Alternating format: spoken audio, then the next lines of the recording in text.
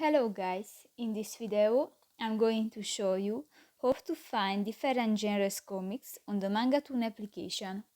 But first of all, I just want to mention, please don't forget to subscribe to our channel, because at 100,000 subscribers we are going to show you our YouTube revenue statistics and growth strategy, how to make money online. So let's jump into it. First of all, open the application on your device. Go to the story icon next to the comics button at the bottom of the page, and here you can find fantasy, adventure, mystery, horror, fanfic, romance, and more comics, and just select genres and step on it, and here you can find different stories.